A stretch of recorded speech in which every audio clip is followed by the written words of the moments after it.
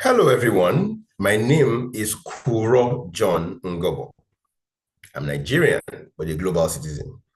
And today I want to share a few tips about how you can hire the best employees for your organization or your small business, as the case may be.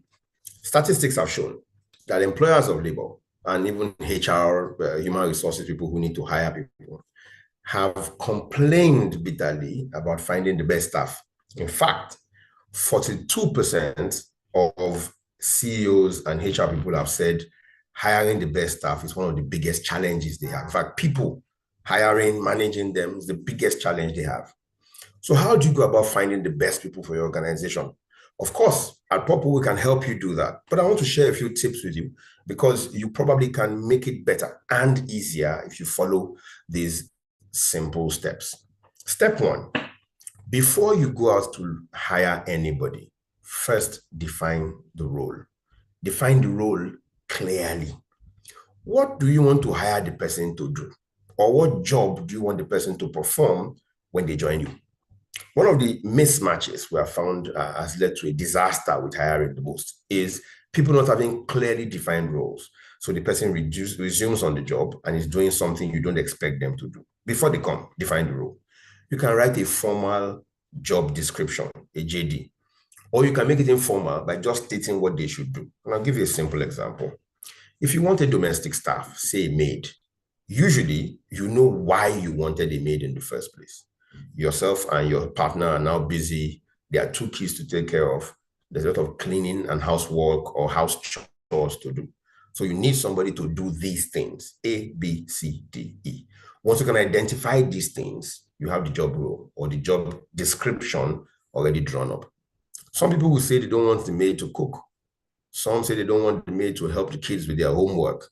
They only want the maid to do these set of jobs. Please, before you start talking to anybody about the people you want to hire, create the job role first. Describe the job role.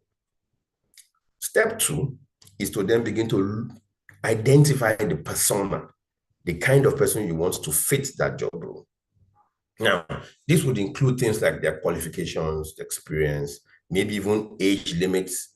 Some people even say they want specific genders, either for gender balance or because that's the kind of gender that you want to fit in that role. No, I'm going to appeal to you when there are reasons for gender descriptions. Don't put it in your job ads. Just express that people can come in. Then you can personally on your own see to determine who you want, right? Or else you'll be seen to be discriminatory. But identify the kind of person you want. So back to the maid example. Do you want a maid that's a young person, male or female? Depending on who you live with, the kind of house you have, and also your own personal biases, you will choose which one you want. Or do you want an older person, like a nanny kind of person, or a butler kind of person? What kind of age bracket would you fit into? Would you want the person to fit into? What experience should they have? Should they have any qualifications at all? A domestic hand or domestic staff that cannot read and write in English may not be a problem to you, but could be a problem to someone else when they would negatively influence other people in the house, or they can't communicate clearly. What language should they speak? Anything that comes to your mind about the kind of person you want to hire after creating the job role, please describe the person and be clear about it. It is when you've done those two, you can then choose to go out and look for somebody. And you can choose your own recruitment strategy. You want to talk to an HR person who will help you screen candidates or already have candidates and they can just pick the right people for you. Or do you want to go out and talk to your family and friends or in your network or put it up on LinkedIn or some other job or role kind of platform?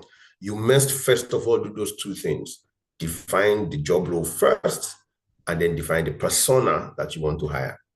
A few things will help you get the best fit as well. This is where the fit part becomes a little difficult. It's not just job role and persona. It also includes things like, one, do you have a company culture? Is there a way of doing things in your company? Or you do things anyhow?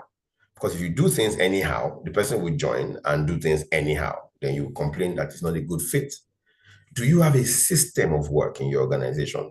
So personal example, I'm made up of one cell. Cells come together to form tissue.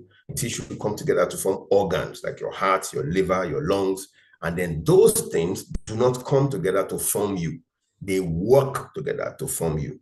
So food goes through my mouth, to my esophagus, through my esophagus to my stomach. Then I believe it's the large intestine, then the small one. There's a system, and everybody knows what they are doing as the food goes down.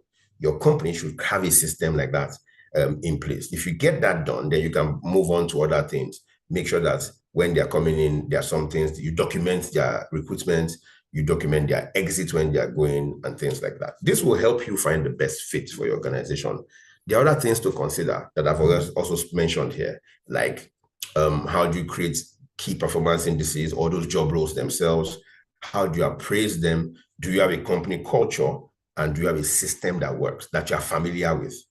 If you want to learn more about this, please keep watching this space, or just reach out to any of my colleagues. You can send us a mail at training@purpleplethora.com.ng, training@purpleplethora.com.ng. I will be able to give you more tips. Please go ahead and find the best staff, because your greatest asset in any organization are your people.